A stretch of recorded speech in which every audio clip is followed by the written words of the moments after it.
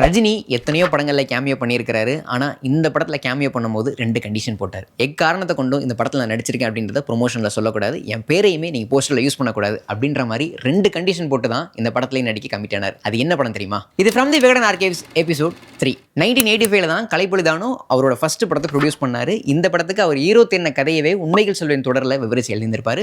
So ஃபைனலாக அர்ஜுனை cost பண்ணி இந்த படம் பண்ணிடலாம், அவரோட ஃபர்ஸ்ட் படம் பண்ணிடலாம் அப்படின்ற ஒரு ஐடியாவுக்கு அவர் வந்துட்டார். அந்த படம் தான் சூப்பர் நேச்சுரல் ஹாரர் படமான யார். ஸோ இந்த படத்தோட கிளைமேக்ஸில் தெய்வ சக்திக்கும் தீய சக்திக்கும் ஒரு விஷயம் நடக்கும். அந்த சமயத்தில் சர்ச்சு, மசூதி, கோவில்னு 3 இடங்கள்லும் பூஜை நடக்கும். அப்படியான ஒரு சமயத்தில் எல்லோருக்கும் பரிச்சயமான ஒரு விஐபி சாமி கும்பிட்டா அது படத்துக்கு ரொம்ப ப்ளஸ்ஸாக இருக்கும், அந்த ஒரு கேமியோ வந்தால் படத்துக்கு ரொம்ப ப்ளஸ்ஸாக இருக்குது அப்படின்ற மாதிரி தானு பிளான் பண்ணியிருந்திருக்காரு. அதுக்கப்புறம் தான் இந்த படத்தில் ரஜினியை கேமியோ பண்ண வைக்கலாம் அப்படின்ற ஐடியாவுமே அவருக்கு வந்திருக்கு. இந்த முடிவுக்கு ரஜினி என்ன சொன்னார் அப்படின்னு சொல்லி பார்க்கும்போது, உங்கள் படத்தில் நடிக்கிறதுக்கு எனக்கு சம்மதம், நான் டேட்டு தரேன், ஆனால் 2 கண்டிஷன். எக்காரணத்தை கொண்டும் என் பேரை நீங்கள் ப்ரொமோஷனில் யூஸ் பண்ணக்கூடாது, என்னோட பேரை நீங்கள் போஸ்டரில் யூஸ் பண்ணவே கூடாது அப்படின்ற மாதிரி 2 கண்டிஷன் சொல்லி தான் இந்த படத்தில் அவர் கேமியோ பண்ணார். ஸோ அந்த மாதிரி ரஜினி கேமியோ பண்ணிட்டாரு.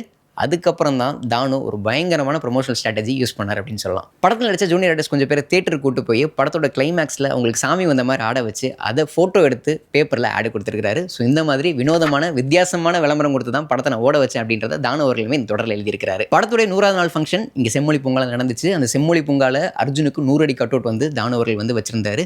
ஸோ இந்த மேடையில் ரஜினி ஒரு குட்டி கதை மட்டும் சொன்னது இல்லாமல் தானுவோட ப்ரொமோஷனல் ஸ்ட்ராட்டஜியுமே பாராட்டி பேசியிருந்தார். ஸோ இந்த மாதிரியான விகடன் ஆர்கேவோட இன்ட்ரெஸ்டிங்கான கண்டென்ட்ஸ் பார்க்க சினிமா விகடனை ஃபாலோ பண்ணுங்கள்.